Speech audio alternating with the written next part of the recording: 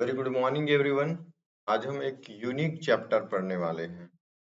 Unique chapter कहने का मतलब है क्योंकि इसका वेटेज भारतीय इकोनॉमी के परिदृश्य से इम्पोर्टेंस होता है। तो इसमें आज हम जानेंगे खनिज मिनरल्स के बारे में जानेंगे। मिनरल्स का एनसीईआरटी में कौन-कौन से चैप्टर कौन-कौन से क्लास के एनसीईआरटी में बेस्ट सोर्स है आपको जानने के लिए, वो है क्लास 7th, क्लास 11th और क्लास 12th। सेल का अगर सेल तंत्र, उससे जो है खनिज, खनिज से जो है उद्योग, उद्योग से जो है देश की इकोनॉमी कनेक्ट रहती है। तो सबसे पहले हम 7th क्लास में आसानी से समझेंगे कि सेल क्या है और खनिज क्या है। सेल मतलब पत्थर समझो और खनिज मतलब मिनरल्स। मिनरल्स को अगर हमें जानना है, मिनरल्स हम देखेंगे चैप्टर नंबर 2 पर। चैप्टर नंबर 2 में देखेंगे हम 7 से 11।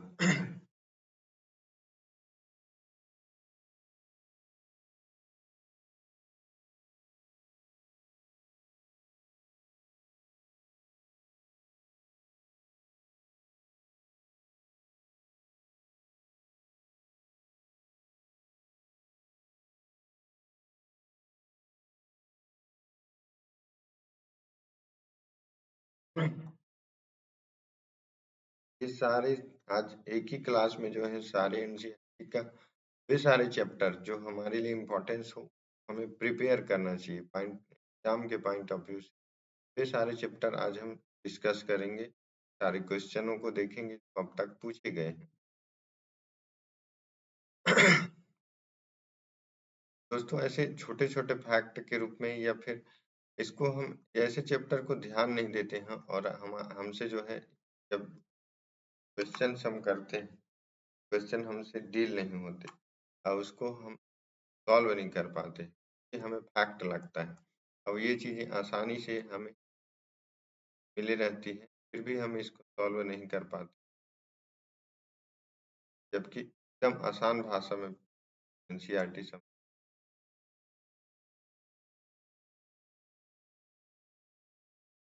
हमारी पृथ्वी के अंदर कैसा है, इस बारे में एक बेसिक जो छठी क्लास 7वीं क्लास के जो बच्चे को जानना चाहिए वे है। तो हमारी पृथ्वी, जैसा कि हमें मालूम है, हमारी पृथ्वी एक गतिशील ग्रह है। पृथ्वी जो है सूर्य का लगातार चक्कर लगा रहे हैं। सूर्य के चक्कर लगाने के साथ-साथ अपने जगह पर भी एक अक्षांशीय गति, अपने घूर्णन गति भी कर रहा है। पृथ्वी के अंदर एवं बाहर निरंतर परिवर्तन होता रहता है। क्या आपने कभी सोचा है कि पृथ्वी के अंदर का भाग क्या है? पृथ्वी किन पदार्थों से बनी है? पृथ्वी जो आज जो ऊपरी भाग हम देखते हैं, मिट्टी को देख पाते हैं, चट्टान को देख पाते हैं, क्या आपने कभी सोचा कि क्या पूरा पृथ्वी ऐसी है? पृथ्वी का आंतरिक भाग कैसा है? पृथ्वी का आंतरिक भाग जो है एक प्याज की तरह, पृथ्वी भी एक के ऊपर एक सकेंद्रीय परतों से बनी हुई, लेयर बाय लेयर एक परतों से बनी हुई है। पृथ्वी की सतह की सबसे ऊपरी परत, ये जो जिसपे हम देखते हैं, जिसपे हम रहते हैं, ऊपर पट्टिका, यह सबसे पतला परत होता है। यह महाद्वीपीय संहति में 35 किलोमीटर तो महाद्वीप है और महासागर है। ये जो एरिया आप देखेंगे, ये या महाद्वीपीय एरिया है। इस महाद्वीपीय एरिया में आप अगर जाते हैं तो देखेंगे कि इस महाद्वीपीय एरिया में साथ ही ये जो एरिया है, ये महासागरीय एरिया है। तो बोल रहे हैं कि महाद्वीपीय संहति में जो भूपर पट्टी है, भूपर पट्टी है, ये जो है 35 किलोमीटर तक है। 35 किलोमीटर तक अगर आप ये भूखंडी भाग, इस भूखंड को आप 35 किलोमीटर तक खोदेंगे, ड्रिल करेंगे, तो आपको इसका जो ऊपर पट्टी प्रॉपर्टी प्रॉपर्टी का लेयर मिलेगा 35 किलोमीटर। वहीं अगर समुद्र में आप खोदते हैं, केवल 5 किलोमीटर तक है, समुद्र के अंदर जाते हैं फिर खनन करते हैं तो 5 किलोमीटर के बाद आपको प्रॉपर्टी वाला लेयर खत्म हो जाएगा।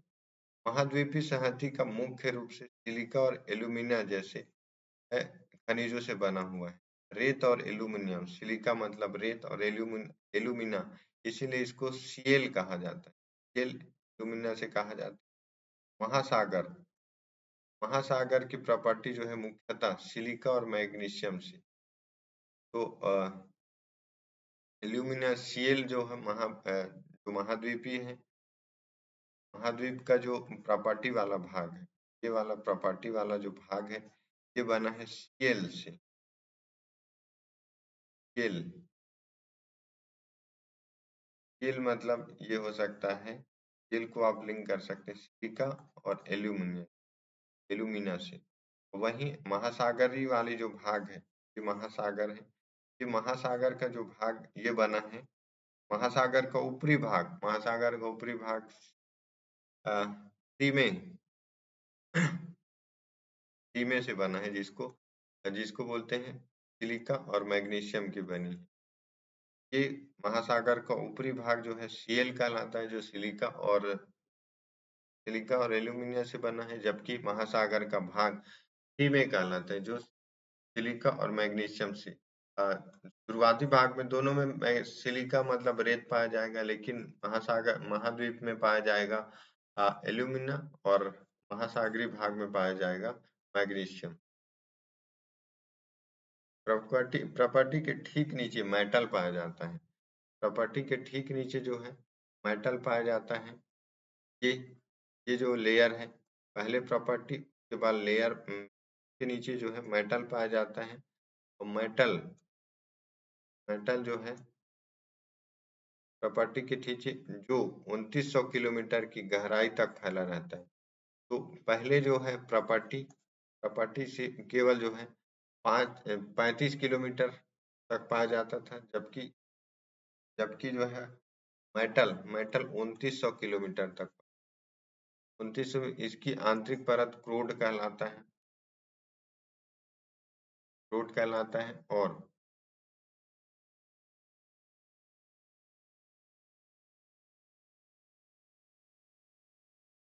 पृथ्वी के आयतन का केवल 0.5% हिस्सा ही प्रॉपर्टी है, बाकी 16% मेटल एवं 83% हिस्सा क्रोड कहलाता है। पृथ्वी की त्रिज्या 6,371 किलोमीटर है। त्रिज्या जो है, त्रिज्या 6,371 त्रिज्या। व्यास पूरा भाग को कहा जाता है। केवल आधा भाग, यहाँ से जो सेंट्रल भाग है 6,371 किलोमीटर है। त्रिज्या लगभग 3500 किलोमीटर है।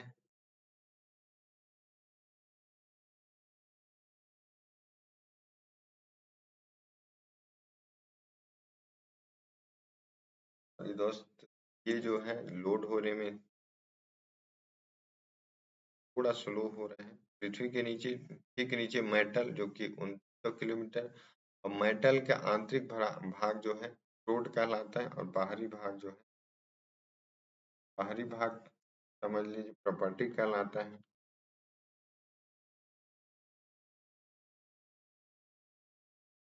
यह मुख्यतः निकल और लोहे से बनी होती है। नीफे निकिल और फेरस कहते हैं। केंद्रीय क्रोड का ताप काफी होता है। और सबसे पहले जो है प्रॉपर्टी जो दो भागों से प्रॉपर्टी जो अब 3500 किलोमीटर तक पाई जाती है, जो कि सीएल महाद्वीपीय में सीएल और सीमे से बनकर सिलिका और मैग्नीशियम महासागर की ऊपरी प्रॉपर्टी है, जबकि सीएल जो है भूस्थल भाग का भूस्थल भाग का महाद्वीपीय भाग का सीएल, ये जो कि सिलिका और एल्यूमिनियम से बनता है। वहीं अगर मेटल की बात करें तो मेटल जो है ईफे से बनता है, जो स्टील और लोहे की बनी होती है। जो केंद्रीय क्रोड के तापमान काफी केंद्रीय क्रोड जो होगा उसका तापमान और दाब काफी ऊंचा। अब समझिए कि शैल और खनिज की पृथ्वी की प्रॉपर्टी अनेक प्रकार के सेल से बनी। पृथ्वी का प्रॉपर्टी जो है अनेक प्रकार के सेल से बनी हुई है। पृथ्वी की प्रॉपर्टी बनाने वाले खनिज पदार्थ के किसी भी प्राकृतिक पिंड को सेल कहते हैं। पृथ्वी का जो प्रॉपर्टी बनाएगा 35 किलोमीटर तक की हम बात कर रहे हैं। पृथ्वी प्रॉपर्टी बनाने वाला जो प्रॉपर्टी जिससे बनता है उस खनिज पदार्थ के किसी भी प्राकृतिक पिंड को, पृथ्वी की प्रॉपर्टी बनाने वाले प्राकृतिक पिंड को सेल कहते हैं। सेल विभिन्न रंग, आकार एवं गठन की हो सकती है। मुख्य रूप से सेल 3 प्रकार की होती है। इनसे जो है प्रॉपर्टी बनता है आग्नेय, अवसादी और कायांतरित। तो इग्निजियस, अवसादी, सेडिमेंट्री और कायांतरित मेटोमॉर्फिक सेल कहते हैं।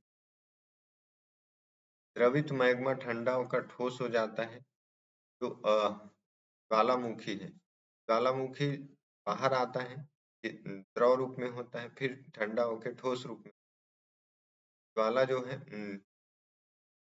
मैग्मा, मैग्मा जो है ठंडा होकर ठोस होता है। सेल और इस प्रकार जो सेल बनते हैं, प्रकार बने सेल को आग्नेय कहते हैं। जब मैग्मा मैग्मा लावा अंदर रहता है तो लावा कहलाती है, जब बाहर आ जाती है तो मैग्मा कहलाती है। मैग्मा ठंडा होकर ठोस होती है और ठोस होकर जो सेल बनती है आग्नेय सेल।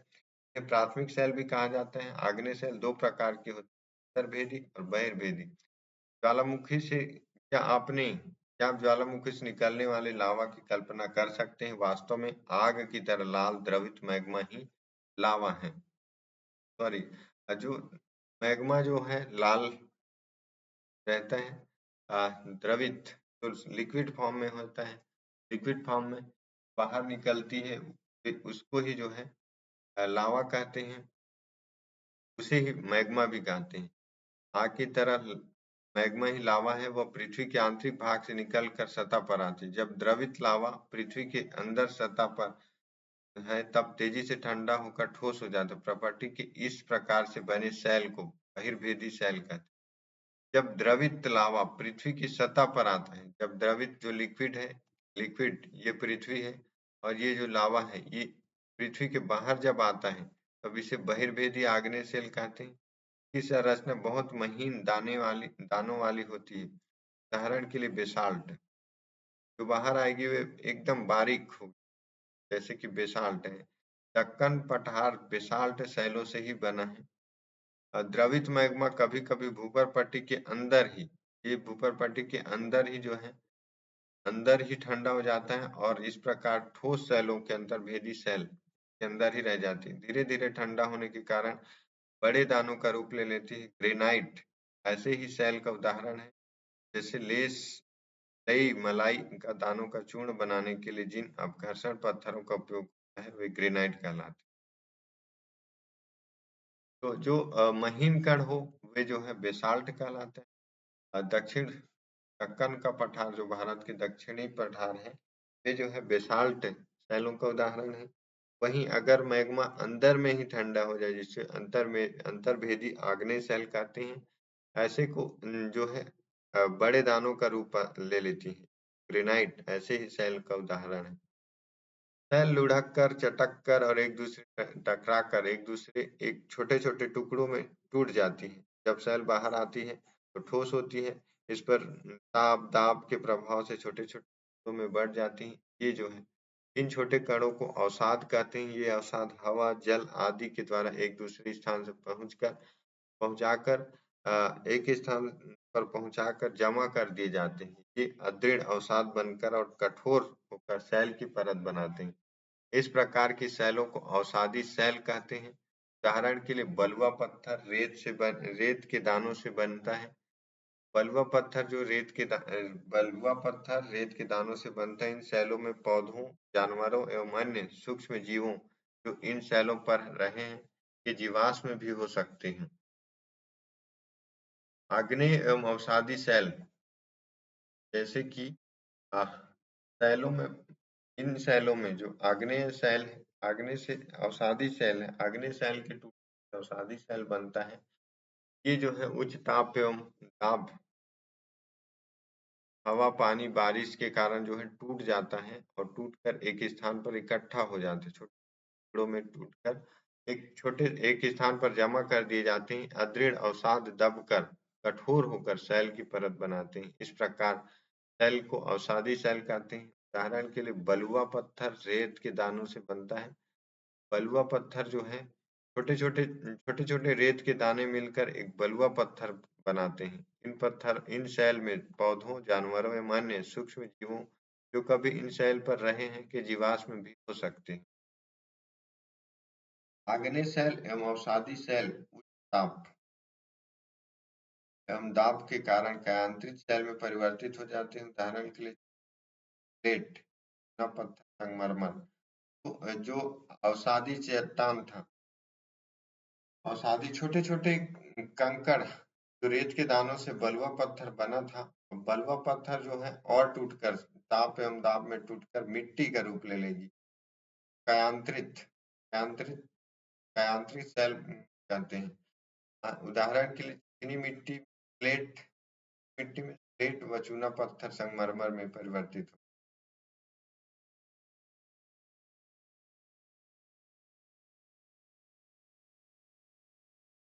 सेल हमारे लिए बहुत उपयोगी।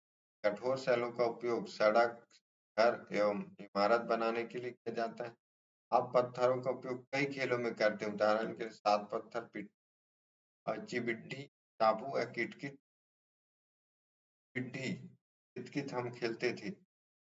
10 खंड होते थे। इसमें जो है पार्ट 1, पार्ट 2 घरों को जहाँ पहुंचकर जीतना होता था एक-एक घर का। यदि आपने दादा-दादी, माता-पिता, पड़ोसियों आदि से पूछकर कुछ खेलों की जानकारी इकट्ठा अनेक स्मारक एकत्र दिए गए हैं कि खेलों से बनी है। तो ये सारे जो है अवसादी चट्टानों से लाल किला बलुआ पत्थर से बना, सफेद संगमरमर पत्थर से बना। आपको जानकर आश्चर्य होगा कि दो निश्चित दशाओं में एक ही प्रकार की शैली तरीके परिवर्तित हो जाते हैं। एक सेल से दूसरे सेल में परिवर्तन होने की प्रक्रिया को सेल चक्र कहते हैं। आप जानते हैं द्रवित मैग्मा ठंडा होकर ठोस आग्नेय सेल बन जाता है। ये आग्नेय सेल छोटे-छोटे टुकड़ों में टूटकर एक स्थान से दूसरे स्थान पर स्थानांतरित होकर अवसादी सेल कहलाते हैं। आग्नेय सेल बन जाते हैं। आग्नेय सेल जो है छोटे-छोटे जब टुकड़ों में टूटकर एक स्थान दूसरे स्थान पर स्थानांतरित हो जाते हैं तो अवसादी बन ताप एवं दाब के कारण ये आग्नेय एवं अवसादी सेल कयांत्रित सेल में बदल जाते हैं। अत्यधिक ताप एवं दाब के कारण कयांत्रित पुनः पिघलकर द्रवित मैग्मा बन जाता है। द्रवित मैग्मा पुनः ठंडा होकर आग्नेय में बदल ये सर्कल चलते रहता है। जैसे कोई मैग्मा बाहर आती है, कोई लावा बाहर आती है, ठंडा हो जाती है। का तापमान पृथ्वी के अंदर के तापमान की तुलना में बाहर का तापमान ठंडा होता है। इस शीघ्रता से वे पिघलती है। पिघलने के साथ वे ठोस हो जाती है। ठोस जो जब होती है तो वे आग्नेय चट्टान कहलाती है। आग्नेय चट्टान जो है हवा, पानी, बारिश के कारण जो है टूट जाती है। टूटकर जो है अवसादी चट्टान बन जाती है। अब अवसादी चट्टान और टूटकर जो है कायांतरित में बदल जाती है। और कायांतरित फिर जो है मैग्मा लावा में बदल जाती है। और लावा मैग्मा जो है फिर आग्नेय जो है चट्टानों में बदल जाती है। ऐसे सर्कल जो है चलते रहते हैं। इसको सेल चक्र कहा जाता है। और इस अब देखते हैं कि क्वेश्चन प्रकार के बने सेल विभिन्न खनिजों से बने होते हैं। तो सेल होते हैं, पत्थर होते हैं। इन खनिज प्राकृतिक रूप में पाए जाने वाले पदार्थ हैं जिसका निश्चित भौतिक गुणधर्म एवं निश्चित रासायनिक मिश्रण होता है। खनिज मानव जाति के लिए बहुत महत्वपूर्ण कुछ का उपयोग ईंधन की तरह होता है जैसे कोयला, प्राकृतिक गैस एवं पेट्रोलियम का उपयोग उद्योग, औषधि एवं उर्वरक में भी होता है जैसे एल्यूमीनियम आदि। आपके राज्य में कौन से खनिज पाए जाते हैं? राजस्थान में कौन से पाए जाते हैं? राजस्थान में खनिज के रूप में जो है वहाँ डोल और संगमरमर पाए जाते हैं। अगर वहीं बात करें छत्तीसगढ़ में तो कोयला पाया जाएगा। झारखंड में कोयला पाया जाएगा, उड़ीसा में कोयला पाया जाएगा, छत्तीसगढ़ में बक्साइट पाया जाएगा, एमपी में मैग्नीज पाया जाएगा। तो ऐसे खनिज है अलग अलग राज्यों में पाए जाते हैं। सेल तो देखिए, पहले प्रॉपर्टी था, प्रॉपर्टी बना सेल से। सेल बनते हैं विभिन्न प्रकार के खनिजों से। विभिन्न खनिज प्राकृतिक रूप में पाए जाने वाले पदार्थ से इनका भौतिक गुणधर्म व रासायनिक मिश्रण होता है।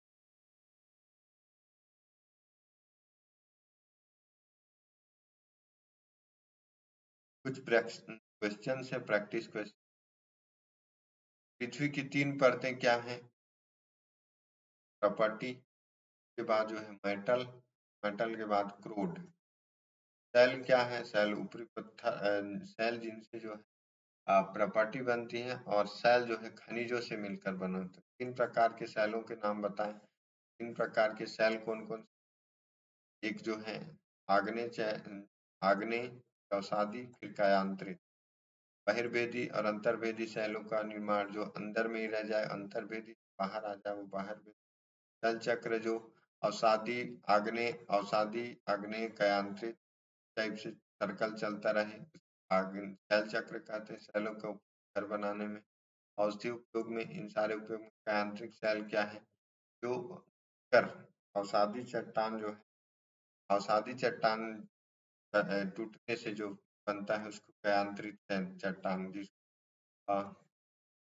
स्लेट से जो है चिकनी मिट्टी स्लेट में और चूना पत्थर जो है संगमरमर में बनता है।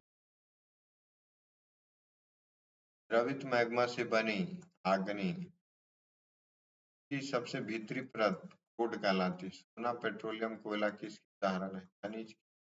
सेल जिसमें जीवाश्म होते हैं, अवसादी चट्टान। पृथ्वी की सबसे पहली पतली परत है प्रॉपर्टी। इतने स्तंभों को मिलाकर बना है। क्रोड जो है, क्रोड क्रोड सिलिका और एल्यूमिनियम से बनती है। खनिज खनिज जो है सड़क एवं सेल जो है सड़क एवं इमारत बनाने का काम, वही खनिज था। ये था सेल वाला चैप्टर। अगर हम बात करें खनिज और सेल को और डिटेल में, 11वीं क्लास के एनसीईआरटी में ज्योग्राफी यहाँ पे है। पृथ्वी विभिन्न तत्वों से बनी हुई है। इसकी बाहरी परत पर ये तत्व ठोस रूप में और आंतरिक परत में ये गर्म एवं पिघली हुई अवस्था में पाई जाती है। पृथ्वी विभिन्न परतों से बनी हुई है। ये हम जानते हैं, पृथ्वी का ऊपरी परत जो है ठोस है, जबकि आंतरिक परत तरल रूप में है। आंतरिक परत गर्म है और तरल रूप में पाए जाते हैं, जो भी मटेरियल पाए जाते हैं गर्म और पिघली हुई अवस्था में पाए जाते हैं। पृथ्वी के संपूर्ण प्रॉपर्टी का लगभग 98% भाग 8 तत्वों से। पृथ्वी के प्रॉपर्टी केवल 4% भागों में पाए जाते हैं। ये जो है 8 प्रकार के तत्व, जैसे ऑक्सीजन, सिलिका, एल्यूमिनियम, लोहा, कैल्शियम, सोडियम, पोटेशियम, मैग्नीशियम से बना है। ऑक्सीजन से ऑक्सीजन, सिलिकॉन, एल्यूमिनियम, लोहा, कैल्शियम, सोडियम,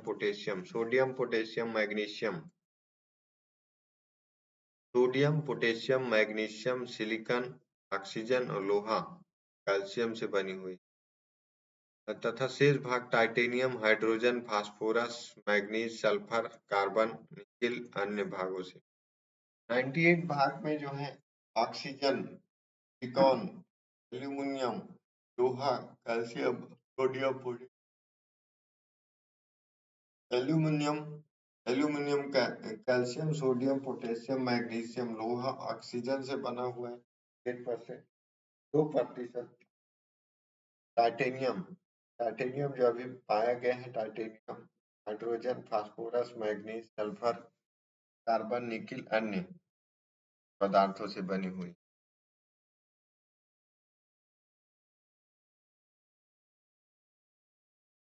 ऑक्सीजन वजन के अनुसार प्रतिशत वजन के अनुसार 46% ऑक्सीजन, और सिलिकॉन 27.72, एल्यूमिनियम एल्यूमिनियम 8.13, लोहा जो है 5%, कैल्शियम 3.3%, सोडियम 2.83, पोटेशियम 2.59, मैग्नीशियम 2.909 और अन्य 1 सबसे ज्यादा वेटेज जो है वजन के अनुसार ऑक्सीजन का है, फिर सिलिकॉन का है, ऑक्सीजन, फिर सिलिकॉन, फिर एल्यूमिनियम का, फिर लोहे का, फिर कैल्शियम का, फिर सोडियम का, फिर पोटेशियम का। ये पहले आता है तो कैल्शियम की समझिए, कैल्शियम, फिर सोडियम, फिर पोटेशियम, फिर मैग्नीशियम, Ca, फिर Spm, लोहा, एल्यूमिनियम, कॉन, ऑक्सीजन।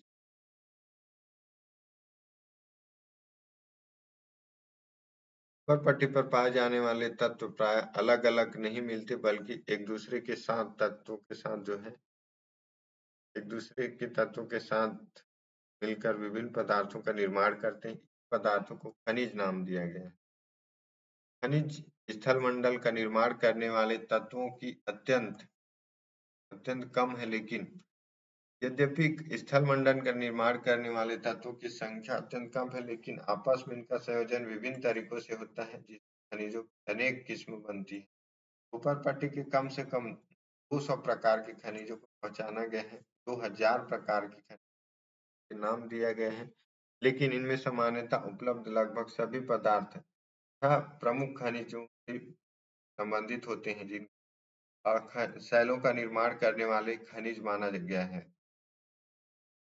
पृथ्वी के आंतरिक भाग में पाया जाने वाला मैग्मा ही सभी खनिजों का मूल सूत्र है, मूल स्रोत है।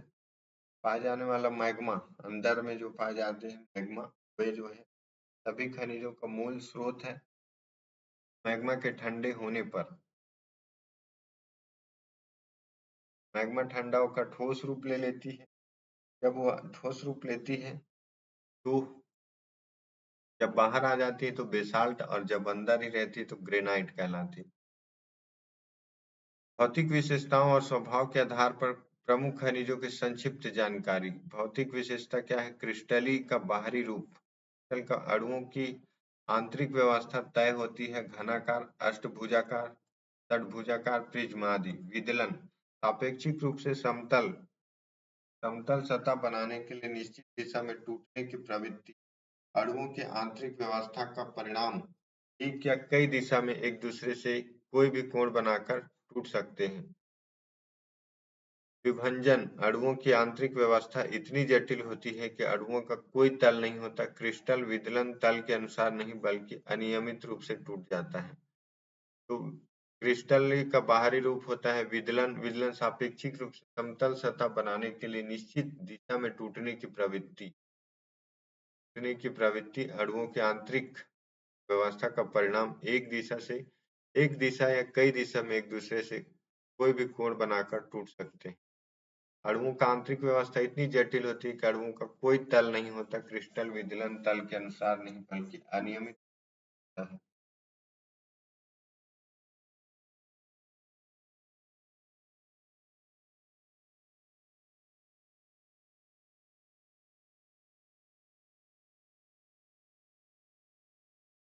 ये था खनिज एवं शैल।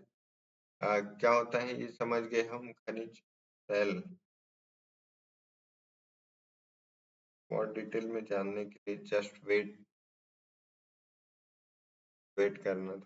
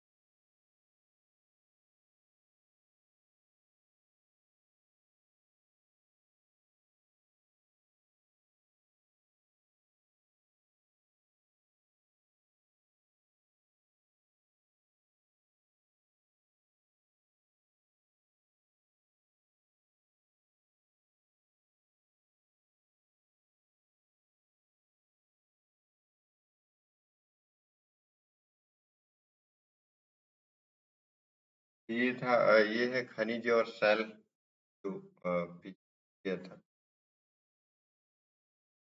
करते।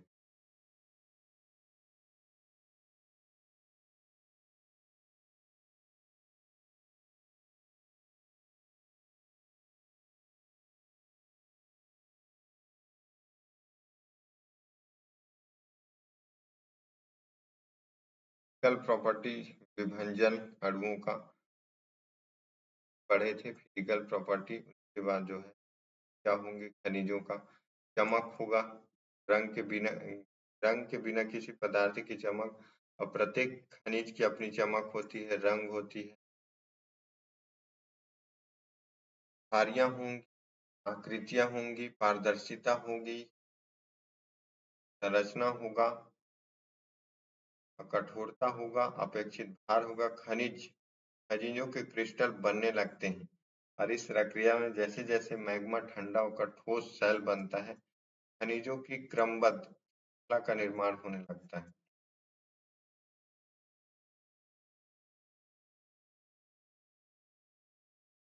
पेट्रोलियम प्राकृतिक गैस जैसे खनिज कार्बनिक पदार्थ हैं, क्रमशः ठोस, तरल एवं द्रव गैस में परिवर्तित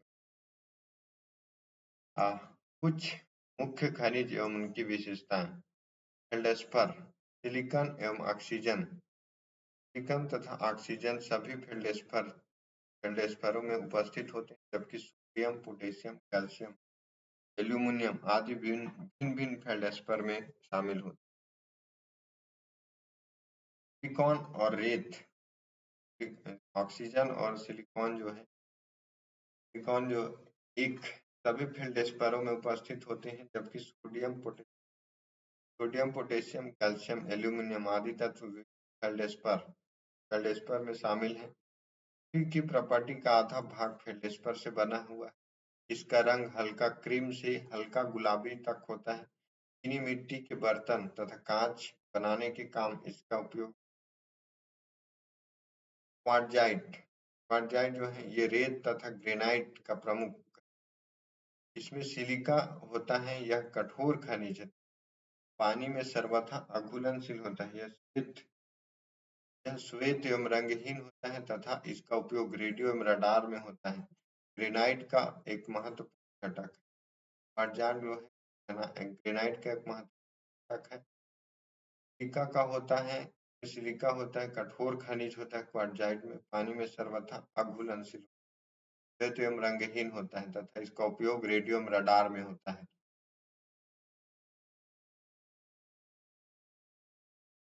pyroxene, pyroxene calcium, aluminium, magnesium, iron तथा सिलिका इसमें शामिल है। पृथ्वी के पृष्ठ का 10% पाइरोक्सिन का बना होता है। सामान्यतः उल्का पिंड में पाया जाता है। इसका रंग हरा अथवा काला होता है। एम्फीबॉल, एम्फीबॉल क्या होगा? एम्फीबॉल के प्रमुख तत्व एल्यूमिनियम, कैल्शियम, सिलिका, लौह, मैग्नीशियम है। इनमें पृथ्वी के भूपृष्ठ का 7% भाग निर्मित है। ये हल्के हरे एवं काले रंग का होता है। इसका उपयोग एस्बेस्टस के उद्योग में होता है। हॉर्न ब्लेंड एम्फीबॉल बॉल का एक प्रकार है। एम्फीबॉल पैरोक्सिन, बॉल पैरोक्सिन, क्वार्टजाइट, फेल्डस्पर, फेल्डस्पर, क्वार्टजाइट, फेल्डस्पर, क्वार्टजाइट, पैरोक्सिन और एम्फीबोल, और उसके बाद जो है mica. Potassium, magnesium, potassium, magnesium, लौह, सिलिका आदि निहित प्रॉपर्टी में इसका 4% अंश होता है। ये सामान्यतः आग्नेय एवं रूपांतरित शैलों में पाए जाते हैं। विद्युत उपकरणों में इनका उपयोग होता है माइका का। ओलिविन, मैग्नीशियम, लौह तथा सिलिका ओलिविन के प्रमुख तत्व होते हैं। इनका उपयोग आभूषण में होता है। ये सामान्यतः हरे रंग के क्रिस्टल होते हैं जो प्रायः बेसाल्टिक शैलों में पाए जाते हैं। इन प्रमुख खनिजों में अतिरिक्त शैलों में chlorite, calcite, magnetite, hematite, basalt, bauxite एवं पाइराइट जैसे अन्य खनिज भी कुछ मात्रा में उपस्थित होते हैं। धात्विक खनिज, इसमें धातु इसमें धातु तत्व होते हैं, इनको 3 प्रकार से विभाजित किया जा सकता है। अब बहुमूल्य धातु स्वर्ण, चांदी, प्लेटिनियम आदि। लौह धातु लौह एवं स्टील के निर्माण के लिए लोहे में मिलाई जाने वाली अन्य धातुएं। अलौहिक अलौहिक धातु इनमें ताम्र, सीसा, टीन। धात्विक खनिज जिनमें तत्व होते हैं, इनको 3 प्रकार बहुमूल्य धातु, लौह धातु, अलौह धातु। स्वर्ण, चांदी, प्लेटिनम। प्लेटिनम जो है बहुमूल्य है। लौह धातु में लौह एवं स्टील के निर्माण के लिए लोहे में मिलाई जाने वाली अन्य धातुएं। अलौह धातु में तांबा, सीसा, जिंक, टीन, एल्यूमिनियम आदि शामिल हो। अधात्विक खनिज अधात्विक खनिज इसमें धातु के अंश उपस्थित नहीं होते। गंधक, फास्फेट तथा नाइट्रेट अधात्विक खनिज है। सीमेंट अधात्विक खनिजों का मिश्रण है। सेल प्रॉपर्टी की पृथ्वी की प्रॉपर्टी सेलों से बनी होती है। सेल का निर्माण एक या एक से अधिक खनिजों से मिलकर बना होता है। तो सेल से मिलकर जो है सेल का निर्माण एक से अधिक सेल जो है खनिज से बनता है। खनिजों से मिलकर सेल बनता है और सेल से मिलकर जो है सेलों से मिलकर जो है प्रॉपर्टी बनती है। प्रॉपर्टी बनती है। प्रॉपर्टी प्रॉपर्टी बनती है। सेल कठोर या नरम विभिन्न रंगों की हो सकती है। सेल कठोर तथा विभिन्न रंगों की हो सकती है, जैसे ग्रेनाइट कठोर तथा सेल खड़ी नरम है। गैब्रो काला तथा क्वार्टजाइट दूधिया श्वेत रंग का होता है। गैब्रो जो है काले रंग का, क्वार्टजाइट दूधिया श्वेत रंग का। सेलों के खनिज घटकों कोई निश्चित संगठन नहीं होता। और सेलों में सामान्यतः पाए जाने वाले खनिज पदार्थ फेल्डस्पर तथा क्वार्टजाइट है। क्वार्ट्ज सेल एवं स्थलाकृति सेल एवं स्थलाकृतियों तथा सेलों एवं मृदा में निकट संबंध होने के कारण भूगोल शास्त्रिक सेलों का मौलिक ज्ञान होना आवश्यक होता है। सेलों में विभिन्न प्रकार के पेट्रोलॉजी सेलों का विज्ञान है। पेट्रोलॉजी शास्त्री विभिन्न सेलों को विभिन्न रूपों का अध्ययन करता है, जैसे खनिज। जैसे इकोलॉजी विज्ञान के पर्यावरण के अध्ययन को कहा जाता है इकोलॉजी, वैसे ही जो है पेट्रोलॉजी सेल के विज्ञान को, सेल के पढ़ने के पत्थरों का विज्ञान जो है, पत्थरों के अध्ययन को पेट्रोलॉजी कहा जाता है।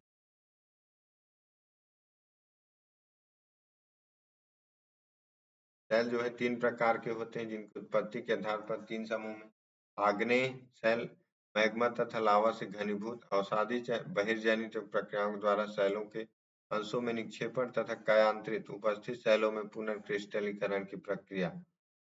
आग्नेय सेल क्योंकि आग्नेय सेलों का निर्माण पृथ्वी के आंतरिक भाग में मैग्मा एवं लावा से होता है, अतः इसको प्राथमिक सेल भी कहा जाता है। मैग्मा के ठंडे होकर घनीभूत होने पर आग्नेय सेलों का निर्माण होता है। इग्नियस लैटिन भाषा के इग्नियस शब्द से बना है, जिसका अर्थ है अग्नि होता है।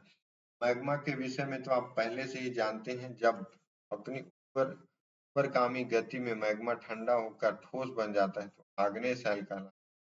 ठंडा तथा ठोस बनने की प्रक्रिया पृथ्वी प्रॉपर्टी या पृथ्वी सतह पर हो जाती है सकती है। आग्नेय सेलों का वर्गीकरण इनकी बनावट के आधार पर किया जाता है। इसकी बनावट इनके कणों के आकार में व्यवस्था अथवा पदार्थ की अवस्था पर निर्भर करते हैं। पिघले हुए पदार्थ धीरे धीरे गहराई पर ठंडा खनिज के कण पर्याप्त बड़े होते हैं। सतह पर हुई आकस्मिक शीतलता के कारण ठंडे एवं चिकने कण बनते हैं। कारण छोटे एवं चिकने कण बनते। शीतलता की मध्यम परिस्थितियां होने पर आग्नेय सेल को बनाने वाले कण मध्यम आकार के हो सकते हैं। ग्रेनाइट, गैब्रो, पेग्मेटाइट, बेसाल्ट ज्वालामुखी, ब्रेसिया एवं टप आग्नेय सेलों के उदाहरण। ग्रेनाइट, गैब्रो ग्रेनाइट जो है पृथ्वी के अंदर अधिक कठोर हो, जबकि गैब्रो बेसाल्ट जो बाहर के जल की मिट्टी छोटे छोटे कंकड़। अवसादी सेल अवसादी अर्थात सेडिमेंट्री शब्द की उत्पत्ति लैटिन भाषा से हुई सेडिमेंट से हुई, जिसका अर्थ है व्यवस्थित होना। पृथ्वी की सतह की सेलें आग्नेय, अवसादी एवं कायांतरित अपक्षयकारी कारकों के प्रति अनावृत होती हैं, जो विभिन्न आकार के विखंडों में विभाजित होती हैं। ऐसे उपखंडों विभिन्न बहिर्जनित कारकों के द्वारा संवहन एवं निक्षेप सघनता के आधार पर सघनता के द्वारा संचित पदार्थ सैलों में परिणत हो जाते हैं। यह प्रक्रिया शिलीभवन लिथिफिकेशंस कहलाती है। बहुत से अवसादी सैलों में निक्षेपित परतें शिलीभवन के बाद भी अपनी विशेषताएं बनाए रखती हैं। इसी कारणवश बालुकाश में सैलें अवसादी सैलों में विविध सांद्रता वाली अनेक परतें होती हैं। विभिन्न निर्माण पद्धति के आधार पर अवसादी सैलों को वर्गीकरण 3 प्रकार से यांत्रिक रूप से निर्मित, कार्बनिक रूप से निर्मित और रासायनिक रूप से निर्मित। यांत्रिक रूप से उदाहरण बालुकाश में पिंड, शिला पत्थर, चूना पत्थर, शैल, विमृदा आदि।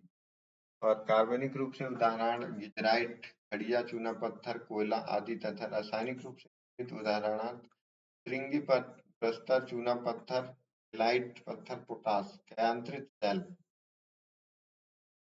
परिवर्तन मॉर्फोलॉसिस, दाब, आयतन एवं तापमान में परिवर्तन की प्रक्रिया के फलस्वरूप इन सेलों का निर्माण होता है। यह सेल दाब, आयतन एवं तापमान पीवीटी में परिवर्तन के द्वारा निर्मित होता है। ये विवर्तनिक प्रक्रिया के कारण सेल निचले स्तर की ओर बलपूर्वक खिसकती है। जब भूपृष्ठ से उठता है तो पिघला हुआ मैग्मा भूपृष्ठ सेलों के संपर्क में आता है, या जब ऊपरी सेलों के कारण ऊपरी सेलों पर अत्यधिक दाब पड़ता है तब कायांतरण होता है। कायांतरण वह प्रक्रिया है जिसमें समेकित सेलों में पुनः क्रिस्टलीकरण होता है। वास्तविक सेलों में पदार्थ पुनः संगठित हो जाते हैं।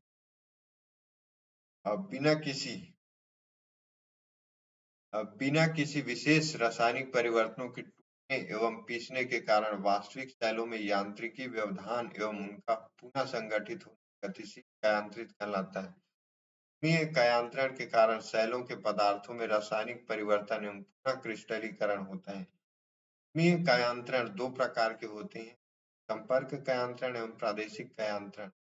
संपर्क रूपांतरण में सेल गर्म तथा उच्च तापमान में सेल के पदार्थों का पुनः क्रिस्टलीकरण होता है। अक्सर सेलों में मैग्मा तथा लावा के योग से नए पदार्थ बनते हैं। प्रादेशिक कायांतरण में उच्च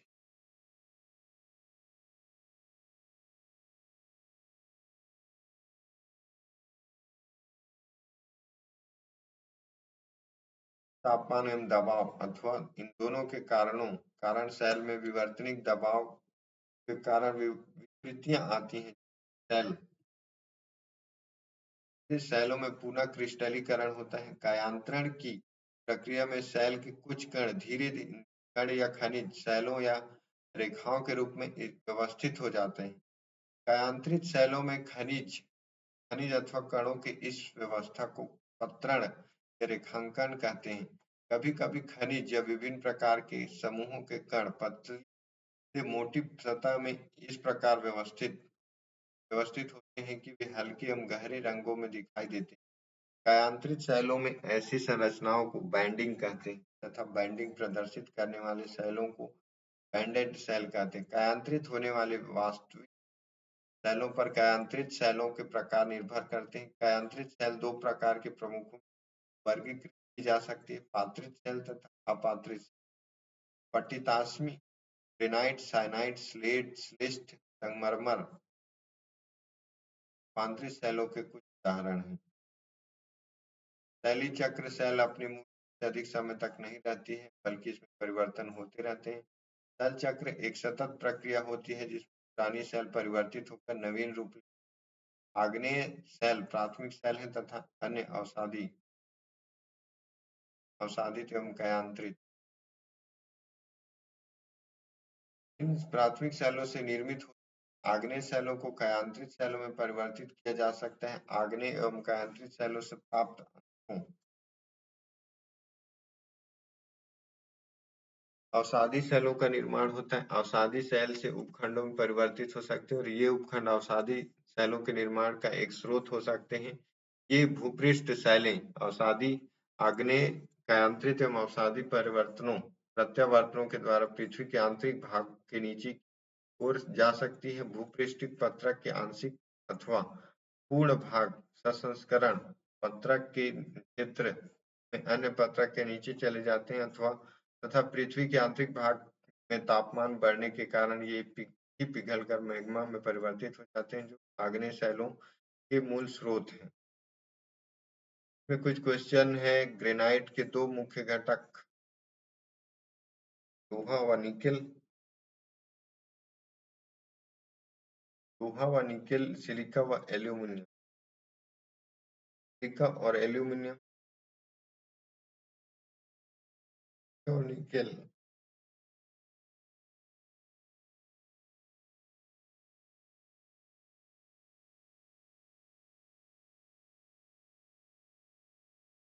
इनमें से कौन सा कायांतरित शैलों का प्रमुख लक्षण है? परिवर्तनीय। निम्न में से कौन सा एकमात्र तत्व वाला खनिज नहीं?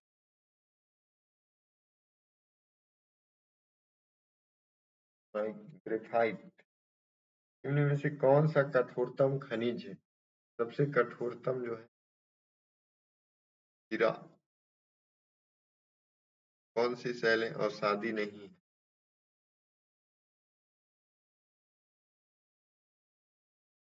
संगमरमर।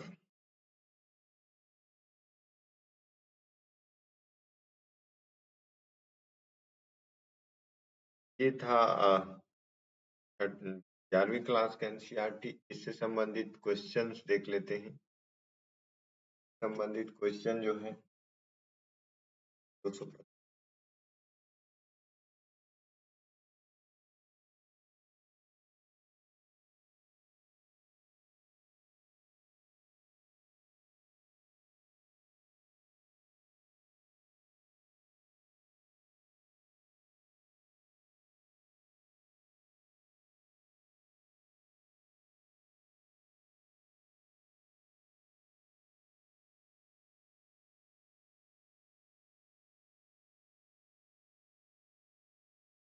पृथ्वी की प्रॉपर्टी इन शैलों से बनती है।